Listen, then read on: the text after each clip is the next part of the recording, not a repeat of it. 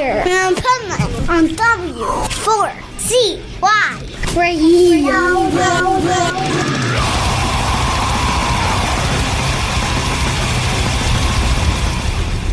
Wake up, America! It's time for the Adventures of Pipeman on W4CY.com, West Palm Beach's #1 internet radio station. Here's your host, the Pipeman.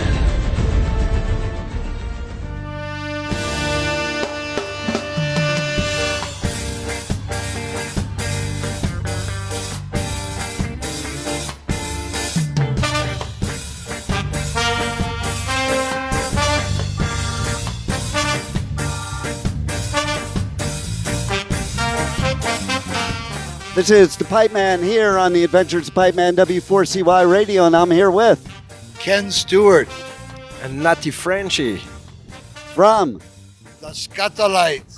Yes, here at Punk Rock Bowling.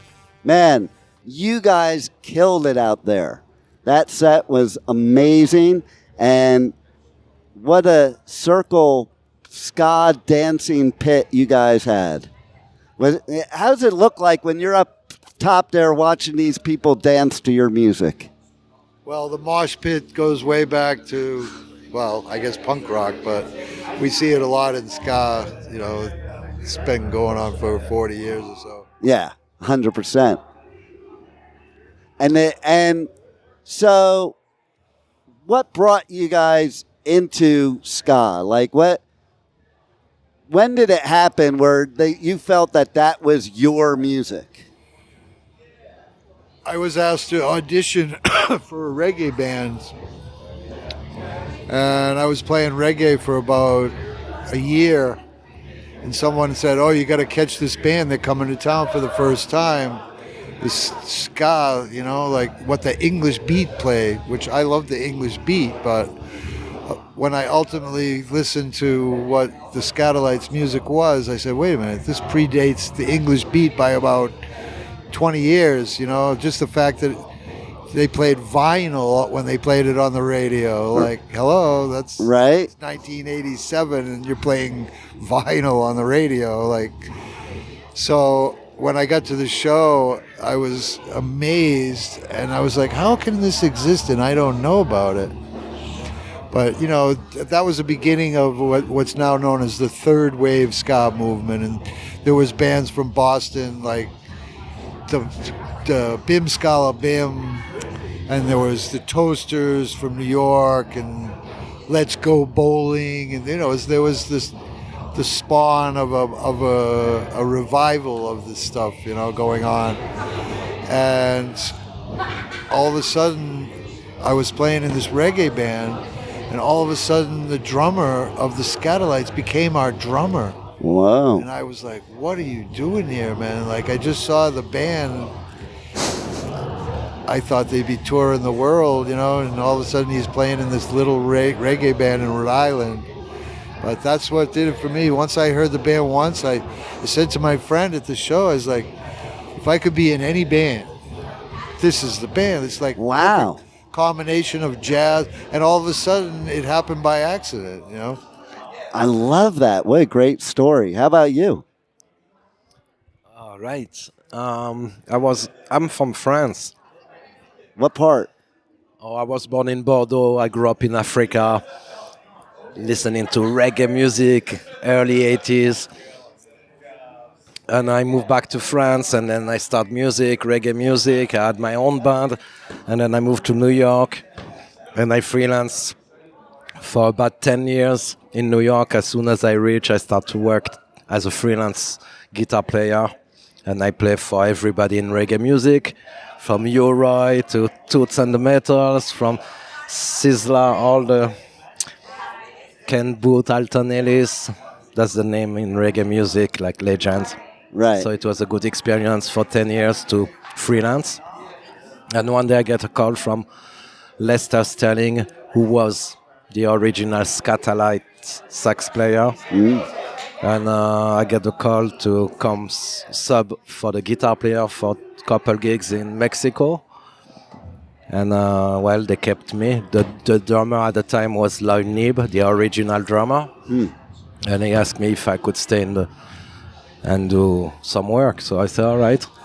And it's been, well, how long now? 17 years, 16? Wow. Yeah. Time flies too, all right? You know? Unbelievable. Speaking of time flying, 60-year anniversary.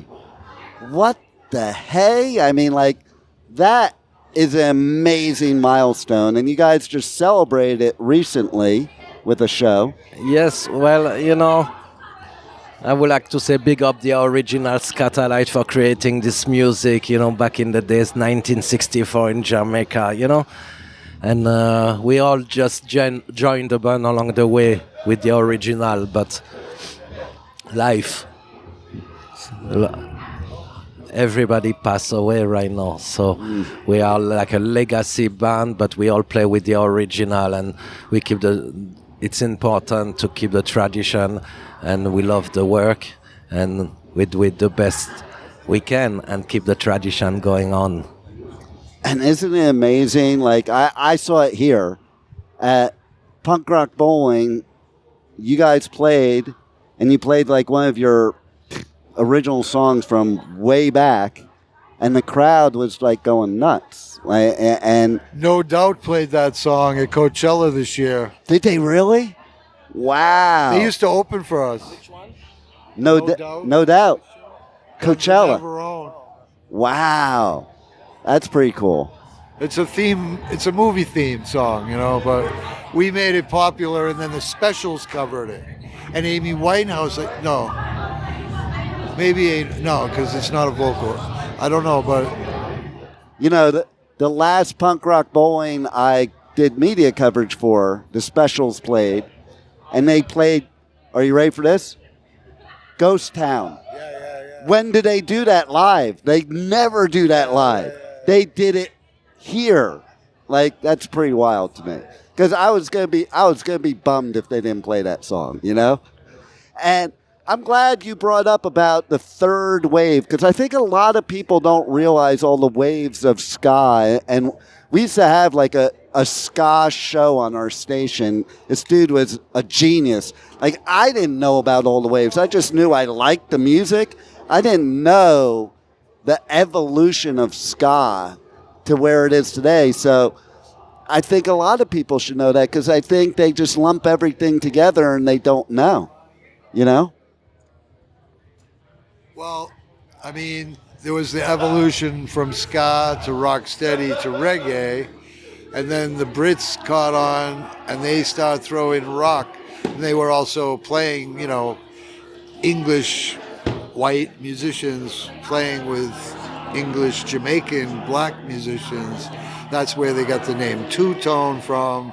The guy from the Specials, the keyboard player, started the label called Two-Tone. And then after that comes the third wave, where it started catching on in America. And I can remember the first ska band that I didn't know the word ska, but I remember this band we had in Boston called 007. And that was like late 70s, early 80s. I think I remember that band. They were pretty good, man. I used to go, you know, but they were playing at like punk shows and stuff, because there was no ska scene, anything close. Well, it's funny that you say that, because I remember in the 80s, like, ska was made almost synonymous with punk, you know, because of exactly what you're saying, you know, so... And because of bands like Rancid and a lot of the hardcore, ska-core as they call it, I can't, you know, it's not really my cup of tea, so I can barely even name them, but there's so much stuff that's, you know, much less mellow than our music, you know, but there's something for everybody, right? And one thing I do love about your music and others like you is the mosh pit. Because I'm a metalhead, I'm a punk, I love ska, I love industrial, all that.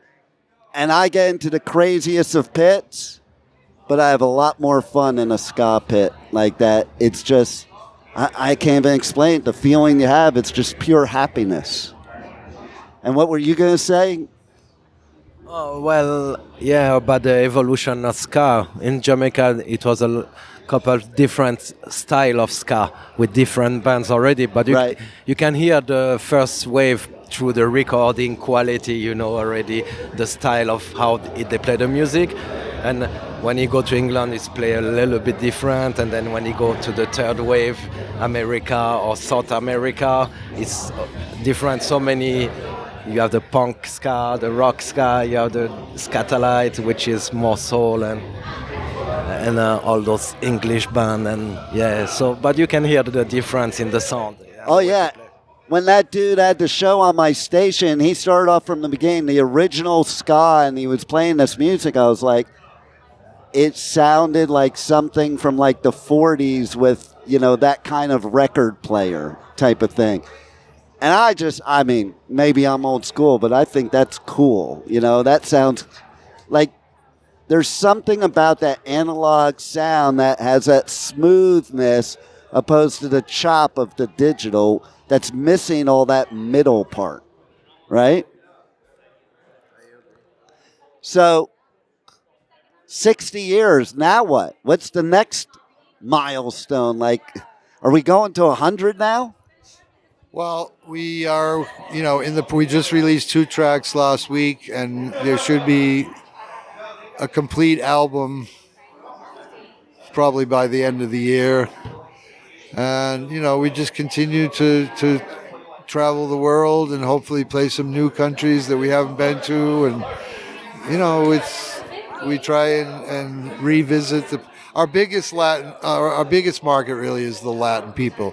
If you go on our Facebook, there's close to 300,000 likes, and about 250,000 of them are Latino names. What do you attribute that to? Well, I was going to actually say that about the evolution of the music. I mean, the original ska was very, very much Latin influenced, especially because of our drummer, because he played all that stuff, cha-cha, merengue, and rumba, and salsa, and every bit of it, And you had to, because if you played on the hotels in the north coast of Jamaica in the 50s, you had to play everything, calypso and everything in between, and they played like Glenn Miller stock arrangements when they had big bands and all this kind of stuff that would play for the tourists, and they had to play everything, Nice.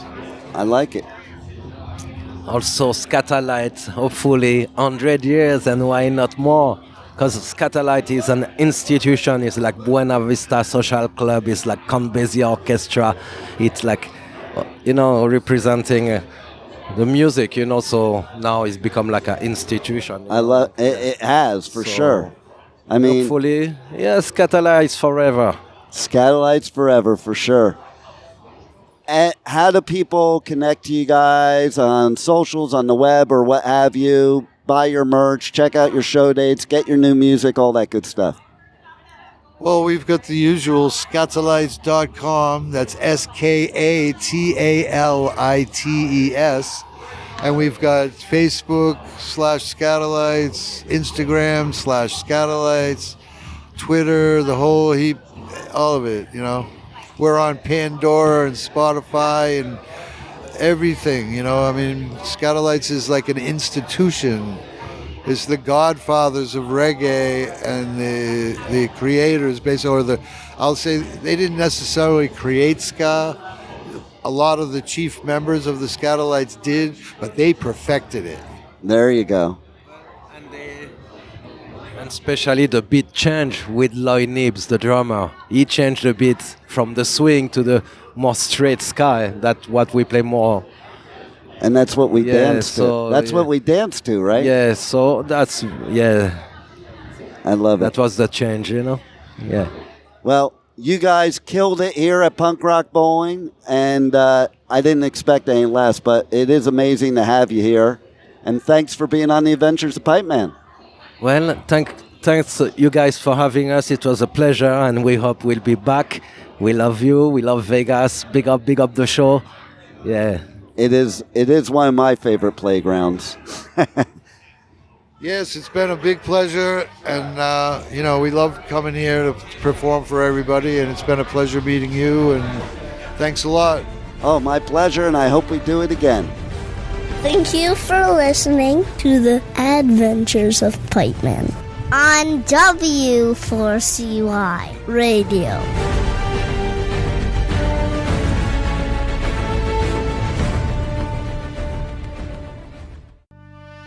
Hi, this is Ken Stewart from the Skatalites, and you're listening to W4CY Pipeman.